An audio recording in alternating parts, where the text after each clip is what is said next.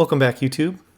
Today we're going to go ahead and show you guys what it looks like underneath the 2020 Chevy Silverado Duramax. So some of the special things that you're going to see on the diesel engine itself. First off, you can see there the rear end and you can see the rear brakes. So we're coming in from the rear. My truck does have the Z71 package, so it comes with the Rancho shocks. But you'll notice the electronic brakes for parking brake in the rear there. Both of those, both of the rear brake calipers actually have the electronic system on them. So it's an electronic brake. Moving forward here, this black box next to the exhaust pipe, that is the DEF fluid tank. So it is mounted in between the frame rails. You'll notice that it does have a aluminum drive shaft. And the larger tank here is the fuel tank for the diesel fuel for the truck, and of course the frame. I am lifted up on a hoist. The truck is wet because I actually had to go run it through the car wash before put it up on the hoist, so it didn't look quite as dirty as it normally is. You'll see here the controller for the power running boards that I've got on my truck. Moving forward here, you'll see the exhaust. The exhaust is actually fairly simple on this truck. Across there on the frame rail, the silver box is actually a fuel cooler. So the fuel is coming back and going front to the engine.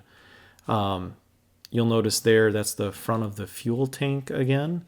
And then looking back towards the back of the truck, that's the front of the DEF tank straight in front of you. There is some up on the bottom of the cab, there is some metal shielding for temperature stuff. So moving forward here, you can see the round unit there in the middle. I'll get up closer on it. This is actually the fuel filter and the water separator. So I kind of go up a little bit. Fuel, of course, goes through that before it goes up to the high pressure pump. Any fuel that's not actually used will then be returned back to the tank. So there is a fuel pump inside of the fuel tank, a lift pump. Here you'll see the 2-speed transfer case, which is something that you only get in the Z71 package. And then here is some of the emission systems. Moving forward, so what just flashed by there was the particulate matter sensor.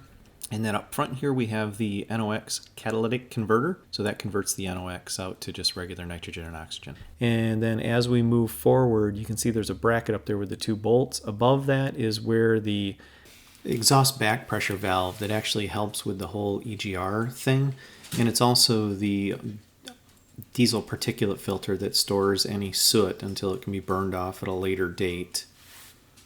Front prop shaft is right there, and then there is the transmission cooler that basically we can run water through also. You can see that there, the silver looks like plates. That is the cooler that / warmer that can be used to warm up the transmission or cool down the transmission. We're stepping back here a little bit. You can see basically some more of the lines that run, the cooling lines and stuff that run back behind the transfer case. And then we'll move up here and we'll take a look at the front suspension. You'll see we have, of course, adjusters. The electric power steering is right there, the power steering rack. Live in Michigan, so anything that's not completely coated ends up rusting because of the salt that we've got. And you can see there the inside of the front brakes and also the Rancho shocks, along with the anti-sway bar mounts. And the upper control arm is actually aluminum on this truck, which is kind of nice also. Another adjuster in the front there, and getting a little bit better view of the power steering. And then moving up here, this little pump there that you see with the red connector on it, that's actually the pump for the intercooler. So this is a water over air system. So that pump actually pumps the coolant forward into the radiator that is used to be able to cool And of course it's right behind those louvers too. It's still cold out, so the louvers are shut and you can see everything's still wet. Now we're going to take a look at the side of the truck. And I had mentioned before in some of my other videos that there is a valve system that's set up back, and I'm trying to get in there so that you can see it. So you can see back there's some rubber hoses just on the other side of the steering column. There's a black unit, black plastic unit back there that is actually the controller for being able to determine whether water is flowing through the head or whether it's flowing through the head and the block, and whether it's moving water around between, warming up the oil, and whether it's transmission or the engine oil. And now we're going to take a look just inside the engine bay. You see to the right there is where the windshield washer fluid goes. One of the ECU computers here is off to the right of it's the driver's side of the engine bay. You've got the yellow cap there is the brake fluid, and then you've got the engine cooling overflow, which is the larger tank, and the smaller tank just down at the bottom there is the one for the intercooler. And then the yellow, of course, is for your oil, where you can take the oil and check your oil level. You have the lines here, the silver lines on the left are, of course, air conditioning lines. You can see the turbocharger, which is actuated by electronically actuated. I kind of try to get in there a little bit to show you guys. It is not horribly packed inside of there, but there are some things that, if you needed to dig in, you'd have to dig in a little ways. So trying to get down and show you the injector for the deep def.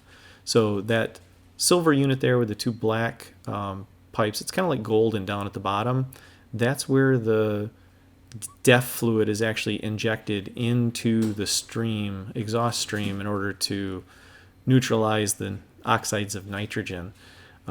Here we've got the battery, and the battery actually has a little controller that's on the top of it.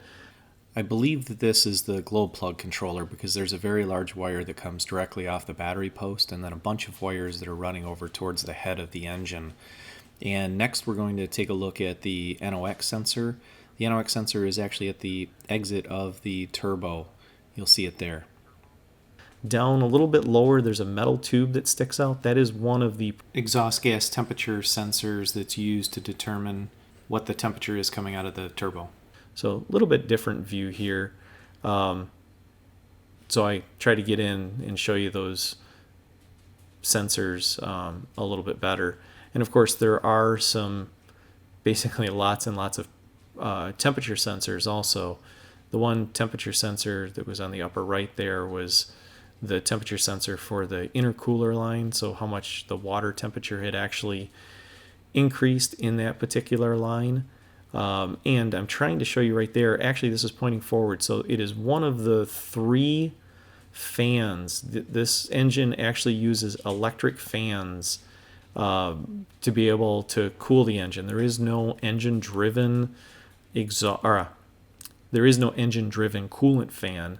There are 3 fans, 2 in the upper quadrants or thirds of the engine, and then there's actually one basically down at the base, kind of where the crank is at. That's the 3rd one. So the engine does have 3 cooling fans that are used in order to draw air through. So here you can kind of see one a little bit better. Lighting's not the greatest, but you can see the motor there, and you can see, of course, the radiator in front of it with the one cooling fan. That would be the cooling fan that's on the driver's side of the truck. And here you guys can see the radiator cover. This is on the front of the truck. It does say upper creme triple fan. So this is how you can tell, not to mention the fact that it's got an inline 6 engine, but this is how you can tell that you actually have a Duramax, and that it is one of the Duramaxes that has the electrically driven fan package in it. There are a couple other things that I wanted to go over with you guys. This is a image courtesy of General Motors, but you can see there is the water pump for the engine. You can see here is the air conditioning compressor for the engine and also where the alternator is located. And there's one final thing that I really want to cover with you guys, and it's probably the most controversial thing about this particular engine. It's not something that I can show you in the vehicle itself. It's something that I have to show you with this image, courtesy of General Motors. And that is the oil pump belt. You can see it here in the picture. It's actually a zoom in of the prior picture. But off of the rear of the crank, there is this rubber belt that actually runs down to the oil pump. It's scheduled to be replaced every 150,000 miles, and I did speak with the dealership about how much it would cost to have that replaced. And I was quoted $2,250 in labor. Now that seems to be kind of excessive to me. I do know that you're going to have to, disconnect the transmission, and you're going to actually have to move the transmission out of the way and take the flex plate out in order to remove that belt, as you can clearly see from the picture.